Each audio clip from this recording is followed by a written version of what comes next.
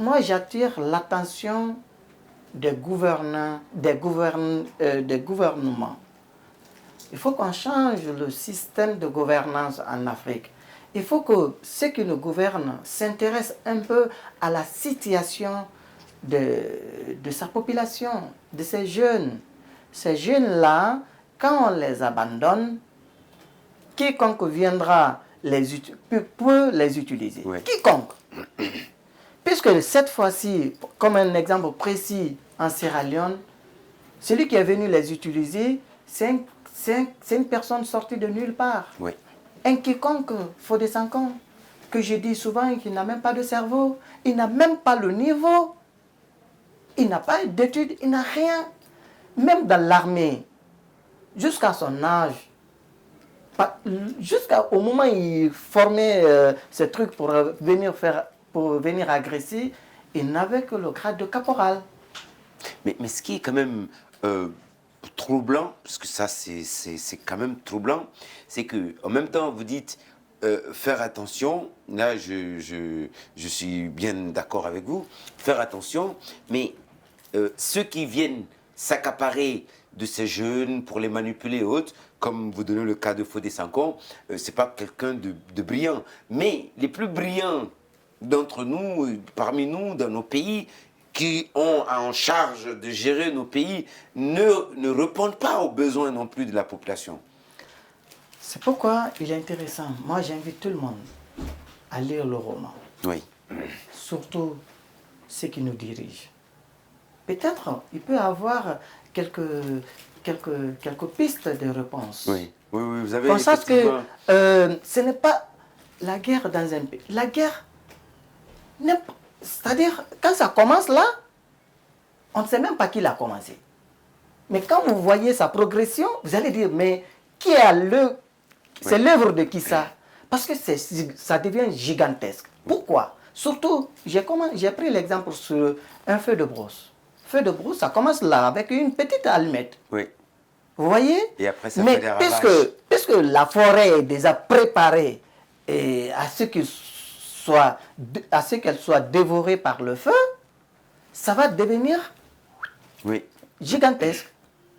Mais c'est effectivement la société aussi. Si on ne s'occupe pas bien de notre société, une situation qui viendra bouleverser, peut-être même cette situation n'a même pas un auteur. Comme ça, paf, et ça devient difficile à maîtriser. Donc, au lieu, avant même de vous raconter la guerre proprement dite, comment les rebelles découpaient les gens, parce que moi, ce qu'ils ont tué, ça c'est... Parce que quand on tue quelqu'un, c'est fini, on l'enterre, c'est pas fini. Je m'excuse, je respecte l'âme de ces gens-là aussi qui ont été tués. Mais quand on tue, c'est tué, c'est fini, presque on peut le dire comme ça. Excusez-moi, je le dis avec... voilà. Mais ceux qui sont mutilés, quelqu'un qui n'a pas de bras, hier, le samedi, à la dédicace de mon roman, il y a une amie qui nous a donné un exemple. Il dit, mais camarade, vous parlez de la Sierra Leone. Là-bas, c'est loin d'aller la Sierra Leone pour voir. Parce que quand on va aujourd'hui en Sierra Leone, on va voir des milliers de personnes qui sont handicapées à vie, qui ne peuvent pas produire, qui ne peuvent pas travailler, qui sont à la charge de qui, je ne sais pas, parce qu'il n'y a pas un État qui s'occupe d'eux. Ils sont abandonnés. C'est la pauvreté qui sera accentuée. Donc, elle a pris, il dit, va seulement à Faisal. Il y a un enfant qui était venu, il était bébé, tout bébé, quand il venait. Le bras était coupé. Vous voyez l'atrocité de ces gens-là, la barbarie de ces gens-là. Qu'est-ce que ce bébé-là pouvait faire contre eux? Il pouvait prendre l'arme pour les tuer? Pourquoi lui couper le bras? C'est la folie. Pourquoi lui couper la jambe? C'est la folie. Et c'est ce qui fait la différence entre la guerre de la Sierra Leone et les autres guerres qui ont eu lieu dans les autres pays en Afrique. Je ne veux pas que ça soit ça. Je ne veux pas que cela se répète maintenant en Afrique. C'est pas possible. Votre roman Âme noire en péril, donc le roman de Mfamara Kamara évoque effectivement l'atrocité de la guerre, la barbarie dans son expression la plus atroce.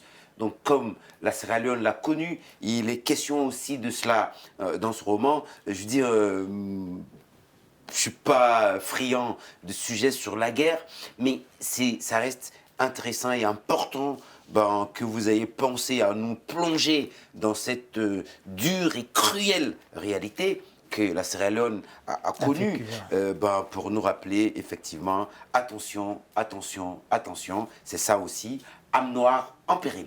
Alors, on va revenir un tout petit peu sur les décors. Parlez-nous des décors dans lesquels vous avez choisi et pourquoi et comment tout ça est venu. Exactement. Ça nous permet pour nous éclairer mieux. Ouais. Exactement. Quand vous prenez le tout premier mot, on verra que j'ai décrit un peu Makeni et comment Makeni est dans son ensemble par rapport à sa route, par rapport... C'est pas une ville belle d'ailleurs, en tout cas comme c'est décrit, avec beaucoup de collines. Non, moi je n'ai pas encore été en Sierra Leone, moi, mais oui. Avec des collines, voilà, c'est... évidemment. Avec des petites maisons, oui, machin. Oui. Et M. Massaret, il a pu construire sa petite villa au plein cœur de la ville. Oui. Il vivait là. Mais cela n'empêche, au village, il avait son pied au village. Il avait son pied avec ses parents. Le vieux Massarin qui était d'ailleurs le sage du village. Celui qui coordonnait tout et qui avait le pouvoir mystique, qui protégeait Sabouya. Qui protégeait Sabouya.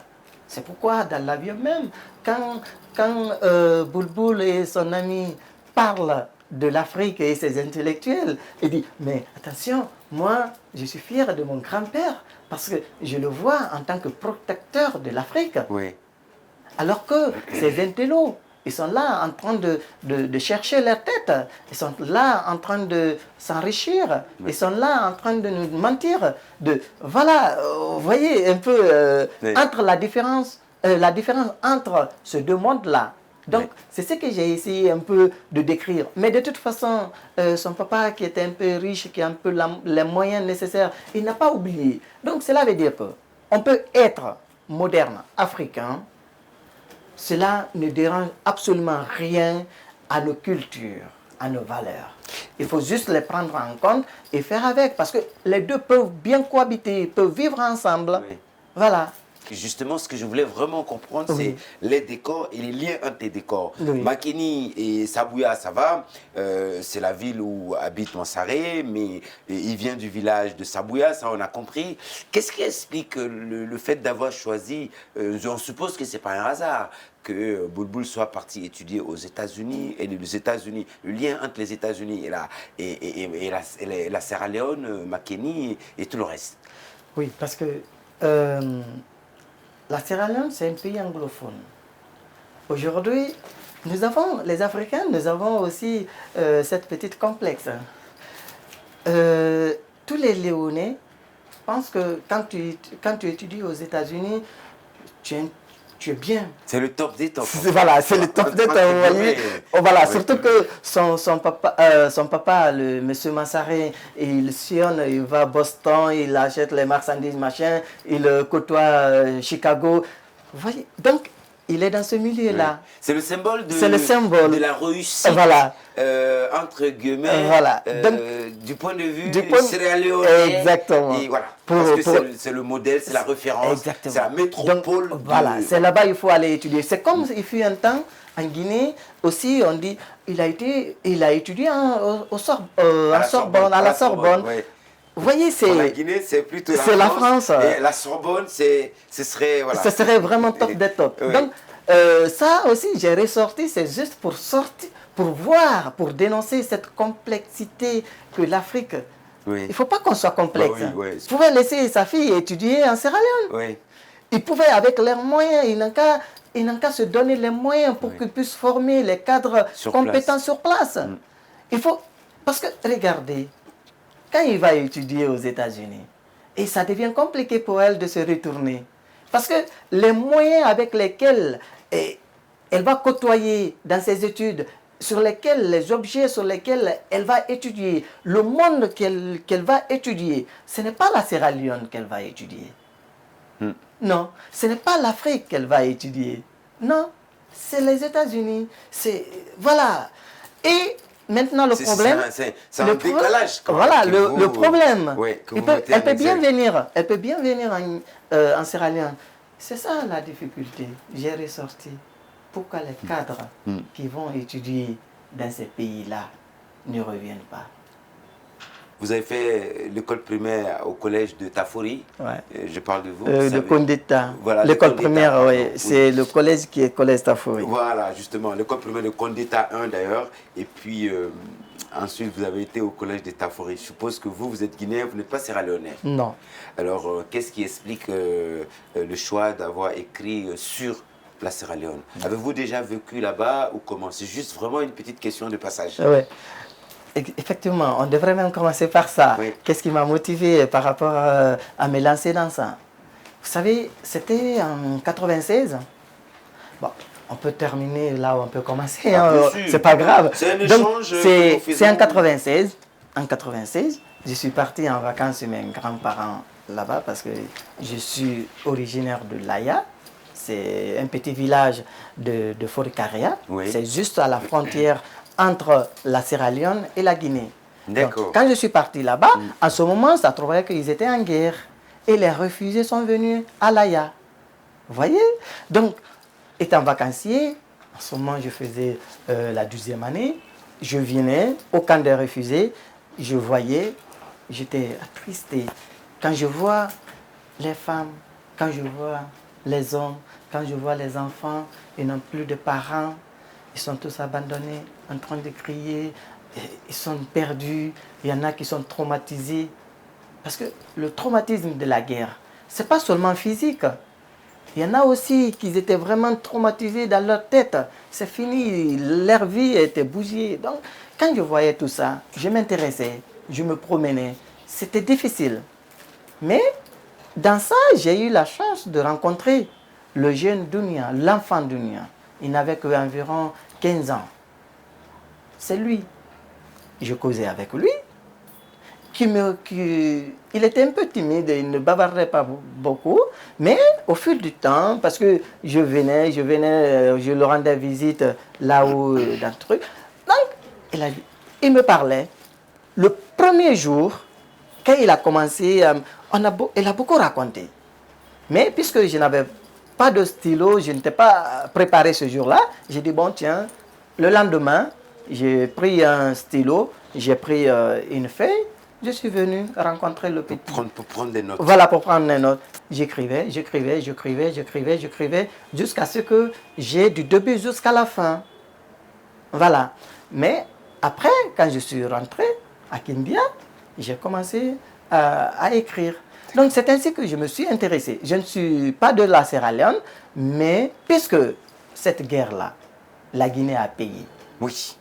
Et surtout ça aussi que j'insiste là-dessus, il faut que la Guinée en profite, qu'on tire des leçons.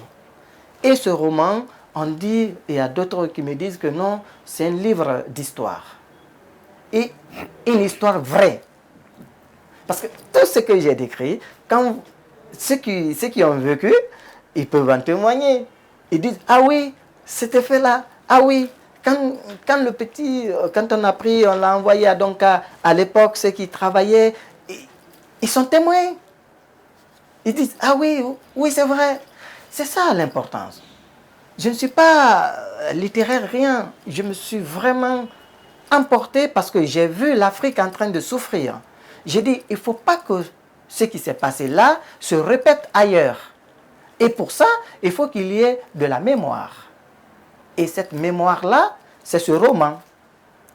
Alors maintenant, je voulais parler des personnages. Ouais. Parlez-nous de ces personnages, de pourquoi et comment les personnages donc, ont été choisis, voilà, puisque l'histoire est portée par ces personnages-là. Ouais. Voilà, dites-nous les principaux, hein, pas Ouais. tout le monde évidemment. Bulbul Mansarin, cette personne-là, le nom est cité comme tel. Elle fait partie de la famille Mansarin. Oui. La fille, d'ailleurs. La fille. C'est la fille aînée même. Oui, la fille aînée. De Monsieur Mansaré. Voilà. Et Maïmouna Mansaré aussi est citée comme telle. Elle faisait partie de la famille. C'est la cadette. Dounia, il s'appelle Chérif Mansaré. C'est son vrai nom. Mais quand j'ai vu son histoire, j'ai dit non, moi je vais l'appeler Dounia. Oui. Dounia, je ne peux pas vous expliquer en français. Ça se ressent quand je dis... Dounia, le monde. Voilà, quand je dis Dounia, non, quand je regarde tout ça et que je dis Dounia, oh Dounia, ah que Dounia, voyez ce que ce qu'on ressent, c'est pas un nom, c'est une expression. C'est une expression de nos différentes langues. Quand tu regardes Dounia, tu fais tout et que tu finis. Et que le président de la République, on le voit dans un cercueil un jour, on dit « Ah, Dounia ». On voit quelqu'un qui avait tout se promener dans la rue comme... On dit « Ah, Dounia ». On voit M. Mansaré qui était riche, qui avait tout. Oui. On voit sa tête tomber. Oui. On se dit « Ah, Dounia ». Sa femme, qu'elle aimait plus que tout, on voit sa tête tomber. Et ce petit garçon qui était là, arrêté, voit la tête de son papa tomber, voit la tête de sa maman tomber. Quel nom tu peux donner à qu'on peut donner à cet enfant-là? C'est pourquoi j'ai dit Dounia. Donc Dounia, c'est, pour moi, c'est une expression vague qui sort de nos différentes langues, que ce soit langue soussou, que ce soit malinké, que ce soit poulard. Quand on dit Dounia, ça exprime tout. Parfois, ça parle du monde, on peut le dire. C'est pourquoi on ne peut pas définir, quand un Africain dit Dounia, on ne peut pas le traduire en français. Oui. Parce que quand j'ai dit Dounia, ça peut dire le monde, oui. Mais quand je vois quelque chose qui se passe, qui me choque, et que je dis Dounia, ah Dounia, c'est différent du monde, ça. Ce Dounia est différent du monde. Oui. Donc c'est ça le nom de cet enfant-là. Quand on voit un bébé se faire violer, quand on voit les femmes se faire violer, quand on voit... non, on se dit, Dounia, on est où? Vous voyez? Donc ce personnage, je l'ai choisi son nom. Et je l'ai appelé Dounia. Les autres personnages, il y en a plein, comme quand on prend Mastakula. Mastakula, c'est son nom de guerre. J'ai ressorti aussi un peu son histoire pour que la société sache que c'est la société elle-même qui a fabriqué ces jeunes-là. Il ne faut pas qu'on le nie. C'est la vérité, c'est une triste vérité. C'est la société qui a fabriqué ces enfants-là, ces jeunes-là. Et quand on regarde aujourd'hui en Afrique, on continue à les fabriquer. Peut-être aujourd'hui, on n'a pas mis dans leurs mains l'arme, mais ils sont là, ils sont bien préparés, ils sont fabriqués. Oui. Il faut qu'on empêche ça. Et pour empêcher, il faut en parler. Et voilà. Et puis, il faut trouver, surtout, poser les vraies actions. Des vraies actions, des bonnes questions. Effectivement. Donc, il y a d'autres personnages. Quand, par exemple, il est venu à Laya, que j'aime bien, oui. Parce que là, j'ai parlé un vieux Kankofodé. Kankofodé, c'est qui? C'est le grand frère de mon père. Oui. C'est eux qui recevaient. Parce que la population aussi, ils ont contribué. Ils ont tendu la main à ses frères voisins. Ils les ont accueillis à cœur ouvert. Voilà. Donc, quand ils sont venus, vous verrez dans le roman Kankofodé, avec tout le village, ils les ont accueillis à bras ouverts, cœur ouvert. Ils les ont donné à manger. Ils leur ont donné la place, la forêt qu'ils ont coupée, les arbres qu'ils ont coupés. Oui. C'était pour les villageois. C'était pour l'Aya. Ils devraient en servir à quelque chose d'autre. Mais non, ils disent non, arrêtez, on va leur donner ici. Ils vont découper tout, ils vont s'installer. C'est ça. C'est ce que j'ai sorti. Et vous verrez le baobab. Oui. Le baobab de l'Aya, ça fait partir de ce personnage-là. Oui. Parce que voilà, qui donne son ombrage. Oui. Et là, et puis qui a la sagesse, qui accueille aussi. Voilà, qui accueille. Alors, on ne va pas tout décortiquer ici. Donc, ce n'est pas ça d'ailleurs l'objectif, hein. Mesdames et messieurs. Âme Noire en péril de Famara Camara, effectivement. Donc, vous parliez tout à l'heure, vous parliez de ce passage sur la guerre, où on découvre aussi, effectivement, dans votre roman, des scènes macabres, hein, avec ces mutilations des membres de gens, adultes, femmes, enfants, bébés, mais tout mélangé, c'est vraiment pas supportable. Et effectivement, vous avez parlé de cette scène à l'Aya, effectivement. Mesdames et messieurs, pour découvrir tout le reste de l'histoire, effectivement, il en reste encore d'autres chapitres qu'on n'a pas évoqués, qu'on ne pouvait même pas évoquer, hein, mais ce n'est pas ça qui est compliqué. On vous invite tout simplement à lire le roman. Âme noire en péril, Famara Camara, quittez pas, c'est pas fini. À présent, nous allons passer à la deuxième rubrique qui est le marque-page.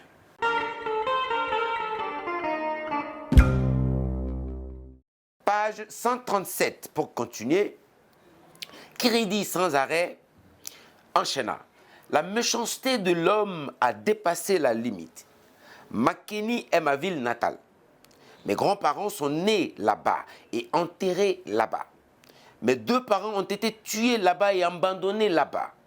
Sur la terre de nos ancêtres. Un matin, plus honteux que terrifiant, un matin d'injure à mon peuple par mon peuple, un matin d'injure à mon ethnie par mon ethnie, un matin d'injure à ma famille, une mère violée en masse par la masse, un père mutilé en masse par la masse, puis un fils ligoté, battu à mort et abandonné dans son sang rouge qui, normalement, doit couler dans les vaisseaux. Je n'oublierai jamais ce jour-là, jamais. Kiridi finit d'essuyer ses larmes, les larmes chaudes versées pour des parents innocents. Kadi Kaba reprit la parole. Les anthropoïdes, moi, je les appelle comme ça, de grands singes qui ressemblent à l'homme, des gorilles. Je lui coupai la parole par une question. Vous étiez ensemble? Non, répondit Miskiné. Nous nous sommes croisés à l'orée de la forêt. Quand la zone d'ombre fut éclairée, elle continua sa narration. Moi, ce que je retiens à vie est l'attaque du marché hebdomadaire de Kotolong, dans Binti. C'était le seul lieu de ravitaillement en denrées alimentaires. Ce matin, il commençait à recevoir ses hôtes. Instantanément, les rebelles surgirent et ils commencèrent à tirer à bout portant. Le marché prit panique. Certains, quand même, réussirent à s'échapper à travers les mailles. D'autres furent tués. D'autres furent pris vivants. Avant leur dépouillement, les malheureux furent divisés en 3 groupes. Le chef des gorilles, M. Chimpanzé, fit tomber des sentences sans jugement. Ce groupe coupait leurs mains, cet autre leurs pieds, ce dernier, ainsi de suite. La voix de Kadi Kaba avait commencé à frémir. Je les empêchais de continuer pour ne pas qu'elle verse de larmes aussi, elle aussi. C'était dramatique. Chacun de nous a vécu presque les mêmes drames, car les chefs des bataillons sont sortis d'une même école. Le soleil était déjà très haut. Nous nous levâmes et nous continuâmes à marcher. Nous nous sommes enfoncés rapidement dans les hautes herbes, toujours en suivant cette ruelle. Fin de citation. Alors ça, c'était le deuxième et dernier extrait pour le compte de ce numéro, Âme noire en péril. Et à présent, on va passer à la question que nos téléspectateurs posent à notre auteur.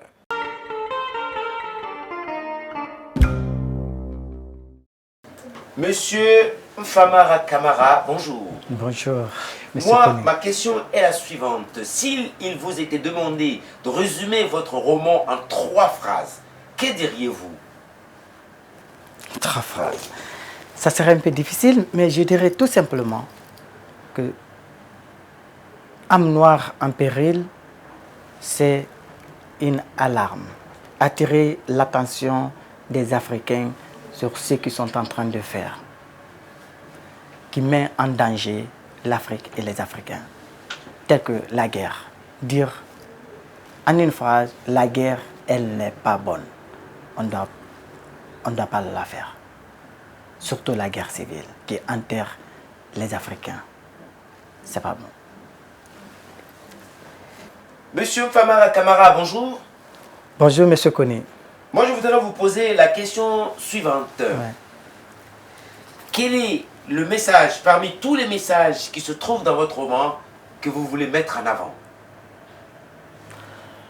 C'est juste dire aux Africains que âme noire en péril, de ne pas aller chercher loin. C'est nous les Africains, c'est nous âme noire. C'est les Africains qui sont âme noire. En péril, par exemple la guerre met en péril ces Africains-là. Met en danger ces Africains-là. Puisque pour être beaucoup plus concret, c'est pourquoi j'ai pris l'exemple seulement sur la guerre. Mais on ne doit pas voir l'âme noire en péril comme étant juste régimé à la guerre civile de la Sierra Leone. C'est aujourd'hui, encore plus que jamais, pour l'Afrique, il est important qu'on se dise attention, âme noire est en péril. Attention, les élections qui se préparent, c'est un danger. Je le regrette, normalement les élections ne doivent pas être un facteur dangereux pour l'Afrique. Mais malheureusement, elle est. Donc, ça doit attirer l'attention. C'est une alarme quand on dit âme noire en péril. Mfamara Kamara, merci. Merci, M. Koné.